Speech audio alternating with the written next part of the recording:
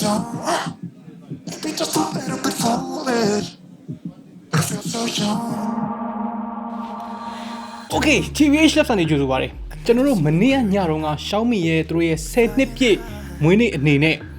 ဖုန်းနှလုံးကိုမိတ်ဆက်သွားပါတယ်တော်တော်ကြီးကိုကျန်းတဲ့ flagship တစ်လုံးရဲ့တော်တော်ကြီးကိုကျန်းတဲ့ဈေးကွက်နောက်ထပ်ထပ်ဖြတ်မဲ့ mid range တစ်လုံးရဲ့ပါဆိုတော့ဘာတွေကြီးညာသွားတာလဲဘာတွေများပို့ထူးကြသွားလဲကြော်ညာလေးပြင်ကြည့်လိုက်အောင်ဆိုဒီနေ့ဗီဒီယိုဖြစ်မြောက်ရေးကိုကူညီပေးထားတာတော့ကျော်မိုဘိုင်းမော်ဒယ်ရန်ဖြစ်ပါတယ်ဖုန်းတွေကိုလက်လီပဲဖြစ်ဖြစ်လက်ကားပဲဖြစ်ဖြစ်ဈေးတက်နဲ့ပစ္စည်းမှန်ကန်လိုချင်တယ်ဆိုလို့ရှိရင်ကျော်မိုဘိုင်းမော်ဒယ်မြန်ကိုချက်တွားကြည့်လိုက်ပါ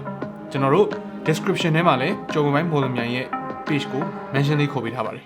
ပထမဦးဆုံးကျွန်တော်ပြောထားတဲ့ ultra flagship phone ဆိုတာဘာကြီးလဲဆိုတော့ medium ultra ပါတော်တော်များများလဲလွန်ခဲ့တဲ့2ရက်3ရက်လောက်ကတည်းက unboxing video တွေပိုင်းညာတော့ကြည့်ပြီးကြလိမ့်မယ်လို့ထင်ပါတယ်တော်တော်လေး leak တွေ rumor တွေထွက်နေပြီးသားပေါ့နော်ဆိုတော့အဲ့ဒီတိုင်းမှာပဲမှန်ပါတယ်ပထမဦးဆုံးစသတိထားမိမှာသူ့ရဲ့120W fast charging ဆိုတဲ့ကောင်ပါအဲ့ဒီ 120W fast charging ကသူ့ရဲ့ကြီးမားလှတဲ့ 4500mAh battery ကို23မိနစ်ထဲနဲ့အားပြည့်ဖြည့်ပေးမှာပါ23မိနစ်ဆိုတာအရင်ကြီးတော့ကျန်းတယ်လို့ထင်ကောင်းထင်ညီမထင်နေပြီစံနာထောင်ကြီး9မိနစ်သွင်းရင်41%ပြည့်မှာပါတဝက်နီးပါးကို9မိနစ်လောက်နဲ့ဖြည့်လို့ရပါတယ်ဆိုတော့ထားပါတော့ gamer တယောက် game ဆော့နေတယ်နော်ဖုန်းကကုန်သွားပြီကိစ္စမရှိဘူးအားလေးသွင်းလိုက်ရှူလေးပါလေးတော့ပေါက်ကြီးလေးပါလေးတော့တောက်ပြန်လာတဝက်လောက်ပြန်ပြည့်နေပါပြီပြီးသွားတော့တချို့သော brand တွေလိုမျိုးတက်ဝယ်ရမှာမဟုတ်ပါဘူး out of the box 120W fast charger ပါပြီးသားဖြစ်မှာပါဆိုတော့အဲ့လောက်ထိမြန်နေတဲ့ fast charging technology reliable ရောဖြစ်မှာလားအဲ့လောက်ကြီးအမြန်ကြီးအားသွင်းလို့ရှိရင် battery ကခံမှာလားအဲ့ဒီမေးခွန်းတွေကိုလည်းသူတို့ကတခါလေးဖြေပြီးသွားပါသေးတယ်သူတို့မှာသုံးထားတဲ့ battery ကကျွန်တော်တို့ကြားဘူးနေပြီးသားဘယ်တော့ထွက်မလဲစောင့်ကြည့်နေရတဲ့ graphene based lithium ion battery ပါဆိုတော့ graphene battery အကြောင်းလေးကိုနည်းနည်းဆက်ပြောအောင်ဆိုတော့ graphene ဆိုတာ material တစ်ခုပေါ့သူက electrical နဲ့ thermal conductivity အရန်ကောင်းတဲ့ကောင်ပါဆိုလိုချင်တာ electrical conductivity အရန်ကောင်းတဲ့အတွက်အားသွင်းတာအရန်မြန်မယ်တစ်ချိန်တည်းမှာပဲ thermal conductivity အရန်ကောင်းတဲ့အတွက်အပူစီးဆင်းမှုမြန်တဲ့အတွက်အပူကိုလည်းတက်တာစေမယ် overheating တွေ overcharging တွေအဲ့ဒါတွေကကျွန်တော်တို့ပုံမှန်သုံးနေတဲ့ battery တွေကိုမီးလောင်တာမျိုးဖြစ်စေနိုင်တယ်ဆိုပေမဲ့ပို့ပြီးတော့လည်း stable ဖြစ်ပို့ပြီးတော့လည်း flexible ဖြစ်တဲ့ဒီ graphene based battery တွေမှာတော့အများကြီး chance ပိုနေသွားမယ်လို့ပြောထားပါတယ်ဘယ်လိုပြောမလဲပို safe ဖြစ်တယ်ပေါ့ဗျာအဲ့လိုပြောလိုက်လို့ graphene based battery ကိုကြီးပဲသုံးရမယ်လို့အဲ့လိုကြီးတော့လည်းမဟုတ်ဘူး lithium ion battery တွေမှာလည်းကျွန်တော်တို့ graphene ကို cathode conductor performance ပိုကောင်းမှုအတွက်ထည့်သုံးနိုင်တယ်အဲ့လိုမျိုးနှစ်ခုတွဲသုံးတာကို graphene metal oxide hybrid လို့လည်းခေါ်တယ်ဆိုတော့အဲ့ဒီ hybrid battery တွေကပို့ပြီးတော့ပေါ့မယ်ပို့ပြီးတော့ charging capacity များရမယ် charging speed ပိုမြန်မယ်အစရှိတယ်ပေါ့ဆိုတော့ကျွန်တော်တို့ consumer grade ဒီ graphene technology ကိုသုံးထားတဲ့ကောင်တွေအကုန်လုံးဒီ hybrid တွေပဲဖြစ်မှာပါ graphene only ကိုပြောချင်တာမဟုတ်ပါဘူးဆိုတော့wired fast charging အကြောင်းပြောနေလို့ wireless ကမမြန်ဘူးလားဆိုတော့အဲ့လိုလည်းမဟုတ်ဘူးဗျသူ့မှာ 50W အထိရတယ် medium pro မှာတော့ 40W ပဲရတယ်ဗျာ 40W ပဲတော့မဟုတ်ပါ 40W တောင်ရတာပါနောက်တစ်ချက်သူ့ရဲ့ reverse wireless charging ပေါ့ဆိုတော့ TWS ဘာညာကိုအားပြန်သွင်းမယ်ဆိုလို့ရှိရင်လည်း 10W reverse fast charging ရတယ်ဆိုတော့မီးကမခန့်တာသူက 100W in car fast charger ကိုပါရောင်းပေးမယ်အဲ့ဒါလည်း$14ပဲပေးရမယ်စွမ်းကြမ်းနောက်ထပ် smart tracking wireless charging pack ကို$82 55W charging dock ကို$29နဲ့ဝယ်လို့ရမယ်ပြီးတော့ကျွန်တော်ခုနကပြောလိုက်တဲ့ဒီ graphene hybrid ပေါ့နော်အဲ့ဒါ medium ultra မှာပထမဦးဆုံး mass market အနေနဲ့ထုတ်တဲ့ကောင်ပါဆိုလို့ကျင်တာအများကြီးအခုမှစထုတ်တာပေါ့နော်အခုမှကျွန်တော်တို့ပထမဆုံးမြင်ရတာပါ Xiaomi ကကြောလုံးထုတ်ထားတဲ့ပုံစံအရတော့ဒီ battery ကိုအခါ800အားသွင်းပြီးရင်တော့မှ90% battery capacity ကျန်အောင်မယ်လို့ပြောတယ်90% ကျန်အောင်မယ်မဟုတ်90% လောက်တောင်မလျော့ဘူးလို့ပြောတာဆိုတော့battery နဲ့ fast charging တွေကတော့ဒီလောက်ပဲနောက်ထပ်စိတ်ဝင်စားစရာကောင်းတာသူ့ရဲ့ camera setup သူ့မှာ camera ၄လုံးပါတယ်ဒီ primary camera 48 megapixel တဲ့ဒါပေမဲ့ဘာ sensor လဲဘာညာတော့မပြောတော့ဘူး low light တွေမှာကောင်းမယ်လို့ပြောတယ် DSO mark မှာနံပါတ်1ရနေတယ်လို့လည်းပြောတယ်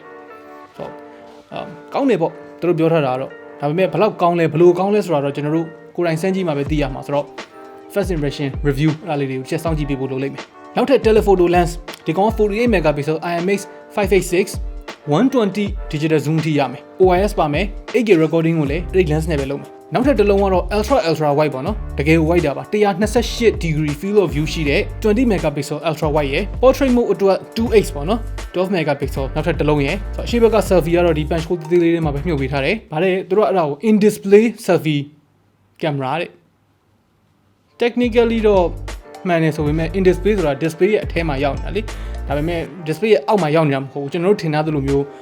အဲ့ဒီကင်မရာကိုမမြင်ရဘူး invisible ဖြစ်နေမယ်ပန်ရှိုးမပါတော့ဘူးအဲ့လိုတော့မဟုတ်ဘူးဆိုတော့ DxO Mark မှာအမှတ်130နဲ့ပထမဘိုးဆွဲနေတာကြီးကလည်းကျွတ်စင်တယ် P40 Pro တော့မှ128နဲ့ဒါဒုတိယဖြစ်နေပြီပေါ့နော်ဆိုတော့ DxO Mark ဆိုတာက scenario မျိုးစုံမှာမျိုးစုံစမ်းတာဖြစ်တဲ့အတွက် तू ပထမပေးချင်တဲ့ကောင်တော့ပေးပြတာတော့ဒါထုံးစံပဲဆိုတော့နည်းနည်းလေးချင့်ချိန်ပြီးတော့ယုံပေါ့နော်ကျန်တဲ့ specs တွေကတော့အားလုံးပဲမျှော်လင့်ထားကြသလိုမျိုးပဲအရင်ထူးထူးခြားခြားကြီးမဟုတ်ဘူး Snapdragon 865 Plus နဲ့ 16GB အထိ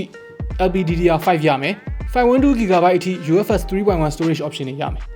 ကြီးမဟုတ်ဘူးသူပြောတာတော်တော်ကြီးတယ်ဗျသူတက်ကြီးတာဘာမှမရှိတော့ဘူးသူတက်ကြီးတာစင်ပဲရှိတော့တယ် display မှာ 6.67 inches OLED 120Hz ပါနောက်တစ်ချက်အနေနဲ့မိုက်တာ stereo speaker လည်းပါအောင်မှာပါဆို Midden Ultra ကြီးကတကယ်ကျွတ်စင်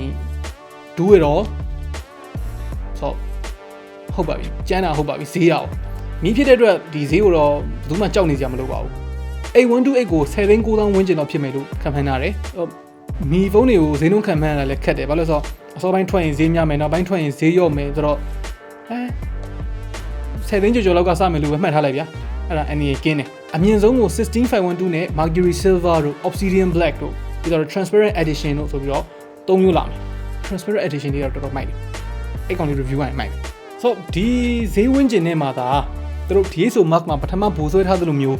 ကင်မရာကြီးကတကယ်မိုက်နေမယ်ဆိုရင်တော့အတိုင်းတက်လွန်မယ်Okay ဆိုတော့ဒါတော့ Midden Ultra အတွက်ပြီးပြီနောက်ထပ်ဈေးကွက်ထပ်ဖြတ်မဲ့ mid range ကောင်က